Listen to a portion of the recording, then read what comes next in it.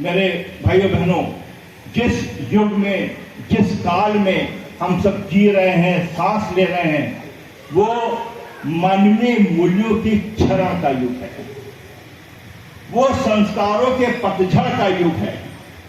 वो जो है, वो युग जो है, वो चरित्र के हिरास का युग है। ये मैं कहूँ वो भौतिक जगत का युग है। अगर कोई व्यक्ति 5 मिनट भी पूजा करता है तो उसको जो है माँ से या अपने इष्ट से तुरंत मानने का अवसर प्राप्त होता है। मैं दिल्ली में था तो एक सज्जन को मैंने बुलाया, बोले भैया मैं बहुत परेशान हूँ, मेरा दुकान में कोई ग्राहक पहले बहुत आते थे, बहुत कम आते हैं। तो हमने कहा महाआरती होती है, वहाँ पे आ जाना, माँ से निवेदन कर देना, कोई ना कोई रास्ता निकलेगा। वो आए, महाआरती अटेंड की, ऐसे कार्यक्रम था। और 3 घंटे बाद फिर आए, फोन आया कि भैया आपने कहा था, हमने महाआरती में अटेंड कर ली और 3 घंटे हो अब तक एक ग्राहक नहीं आया। तो रिश्ता भी इश्क से अपना रिश्ता बहुत लगता है। बिल्कुल बेचारा कलयुग में इतना आदमी समझ नहीं है उसके कि हमें रिश्ता रखना कैसा है ना, क्योंकि यम नियम का पालन नहीं करता है। हमको अगर शांति चाहिए, चारों ओर भय है, अजीब सा भय है। कोई अपनी नौकरी की वजह से भय में रह रहा है, कोई बच्चों की वजह से भय में है कि हमारे बच्चों का क्या होगा, हमारी बिटिया का क्या होगा, शादी होगी कि नहीं होगी, नौकरी लगेगी कि नहीं लगेगी। हाँ, हम भय, कोई पड़ोसी से भय, कोई सरकार से भय, कोई समाज से भय। कई लोग कोरोना से भय में थे। कोरोना की वजह से जितने लोगों की मृत्यु नहीं हुई, उससे ज्यादा मृत्यु कोरोना के भय की वजह से हो गई ना। बहुत हजारों लोग मर गए भय से, मतलब बीमारी की वजह से लोग कम मरे, लेकिन भय से बहुत ज्यादा मर गए। अरे मुझे कोरोना हो गया, अब तो मैं नहीं बचूंगा, अब मेरा क्या होगा, मेरे परिवार का क्या होगा, जाते जाते भी उसकी चिंता, और इसके बाद उनको जीवन छोड़ना पड़ेगा। भय से आदमी ग्रसित है, पूरी तरीके से भूख से ग्रसित है।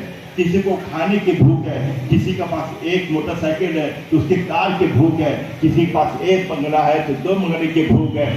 झांसी के सिविल लाइन में भी हमारा बंगला हो जाए, अभी यहाँ पे छोटा सा है। अजीब सी भूख है। मैं बहुत बहनों को भी देखता हूँ, उनके अलमारी में 300 साड़ियाँ होती हैं, लेकिन फिर भी उनको लगता है कि आज एक कार्यक्रम में 1 साड़ी और खरीद रहे हैं मार्केट से, आज क्या पहन के जाएंगे, है ना। तो वो भी एक भूख है ना, संतोष नहीं है। भूख का मतलब संतोष नहीं है। खाना है तो कुछ और भूख है, कुछ लोग खाए चले जा रहे हैं, है ना। अजीब मैं देखता हूँ। तो चारों तरफ भूख है, भ्रष्टाचार है, अनीति है, अधर्म है, अन्याय है, हिंसा है, चारों तरफ व्याप्त है। इतनी व्यवस्था, इतने सारे मंदिर मठ, इतने संकट सब है, लेकिन कलयुग का इतना प्रभाव है, ये सारी चीजें हमको दिख रही हैं। इसका कारण है मनुष्य जो है स्वयं में कंट्रोल में नहीं है, मनुष्य की जीव कंट्रोल में नहीं है।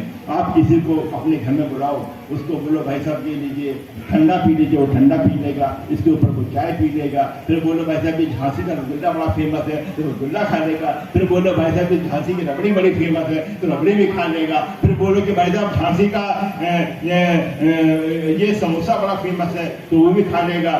तो चारों तरफ जो है भय है, भूख है, भ्रष्टाचार है, अनीति है। मनुष्य की जीभ उसके कंट्रोल में नहीं है। मनुष्य क्या कान उसके कंट्रोल में नहीं है। कोई भी व्यक्ति हो, आप उसके कान में कोई भी आवाज पड़ रही हो, राष्ट्र के विरोध में आवाज पड़ रही हो, कोई भी आवाज जा रही हो, वो आदमी सुन रहा है। मनुष्य की आंखें कंट्रोल में नहीं है उसकी, है ना। तो देखा कि ओवरऑल मनुष्य जो है स्वयं में अपने कंट्रोल में नहीं है। चारों ओर भय है, भूख है, भ्रष्टाचार है, अनीत है, अन्याय है, अधर्म है, और मनुष्य स्वयं उसके अपने कंट्रोल में नहीं है। इसका मूल कारण जो है वो है कि हम लोग नियम में नहीं है। यम और नियम का पालन करना बहुत नितांत। मेरे भाइयों बहनों, मैं आपको आज एक बहुत बड़ी बात कहने जा रहा हूँ। गुरुवर ने कई बार कहा है कि हमको यम नियम का पालन करना बहुत जरूरी है।